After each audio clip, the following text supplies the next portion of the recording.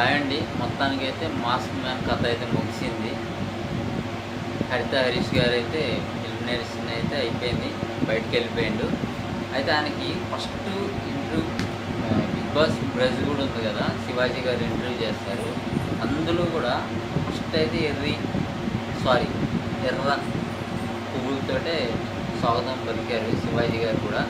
అక్కడ కూడా ఎందుకంటే ఎర్ర పువ్వులు ఎందుకు ఇచ్చిందంటే, ఆయన బిగ్ బాస్లో ఉన్నప్పుడు కూడా ఒక్కొక్కరికి ఎర్ర పూలు అని చెప్పి అట్లా కామెంట్ చేసి ఉంటుంది చాలా తప్పు. లాస్ట్కి అయితే ఆ ఒక్క రీజన్ తోటి అయితే బయటకు వెళ్ళిపోయాడు.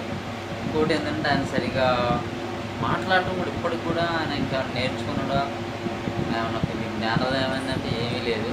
ఇంతగా అంటే ఇంత కూడా మార్పు అయితే లేదు. మొత్తానికైతే ఎలిమినేషన్ అయితే బయటకు వెళ్ళిపోయాడు.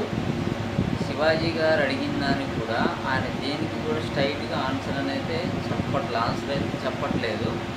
ప్రతిదానికి కూడా ఆయన సొంత డబ్బా కొట్టుకుంటూనే సరిపోతుంది. ఆయన సొంత డబ్బా అంటే నాకే తెలుసు, నేనే హీరో, మొత్తం నేను చెప్పినట్టు వినాలి, అది ఇదని కూడా మొత్తం ఆయన సొంతంగానే డోలు కొట్టుకుంటే సరిపోయింది. అది జనానికైతే ఆయనదైతే రీచ్ అవ్వలేదు.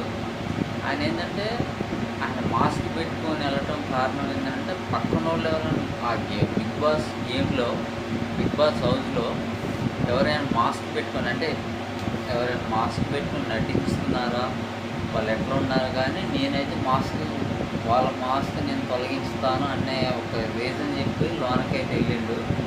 కానీ లాస్ట్కి అయితే అందరికన్నా ముందు నేనే బయటకు వచ్చిండు. 4వ కంటెస్టెంట్లో బయటకైతే ఎలిమినేషన్ అయితే అయిపోయింది. ఇక్కడ శివాజీ గారు ఇంటర్వ్యూ చేస్తారు కదా బ్రజ్లో, బిగ్ బాస్ బ్రజ్, వాళ్ళ ఇంటర్వ్యూ కూడా ఆయన చాలా మట్టికి ఆయనకు అంతా వ్యతిరేకంగానే ఉన్నారు, కానీ పాజిటివ్గా అయితే ఎవరూ లేరు.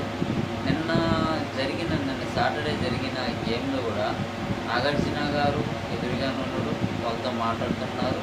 అయినా కానీ కాలు మీద కాలు వేసుకొని రాయల్టీగా అన్నట్టుగా కూర్చున్నాడు. అది ఎప్పుడంటే బీమ్ బ్యాగ్ తీసుకొచ్చి కళ్యాణ్ పక్కన వేసుకొని అని చెప్పి కూర్చోబెట్టినప్పుడు కూడా అట్లా వెళ్ళి మామూలుగా కూర్చోకుండా కాలు మీద కాలు వేసుకొని అయితే కూర్చున్నాడు. మొత్తానికి దానికి ఒకటి రెస్పెక్ట్ అనేది అవతల మీద లేదు. ఈయన మనిషికి ఏమనిపిస్తుందా, ఈయన ఏమని చేస్తున్నాడా అనేది ఇంపార్టెంట్గా, అవతల వాళ్ళు ఎట్లా ఫీల్ అవుతారు, అసలు గేమ్ ఎట్లా ఆడాలి, ఇవన్నీ అయితే మైండ్కి అయితే ఎక్కించుకోవట్లేదు.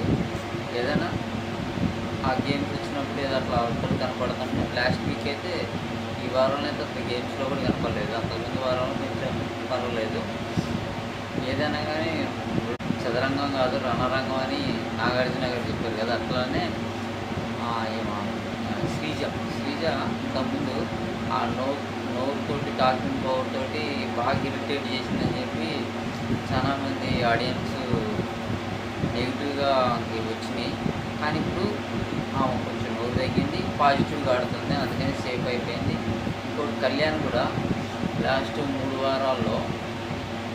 3 వారాలు కూడా ఆయన కళ్యాణ్ గేమ్లో కనపడట్లేదు, అసలు ఉన్నాడా లేడా హౌస్లో, అది ఇదని చెప్పి చాలామంది అక్కడ హౌస్లో ఉన్న వాళ్ళు అంతే అంటున్నారు, బయట కూడా అట్లా ఉంది. కానీ ఈ వీక్లో మాత్రం తారుమారైపోయింది, అట్లా పర్ఫామ్ చేసిండు. ఇంకా మొత్తానికైతే ఈ 4వ వారంలో ఎలిమినేట్ అయితే 4వ పర్సన్ వెళ్ళిపోయింది. ఎవరంటే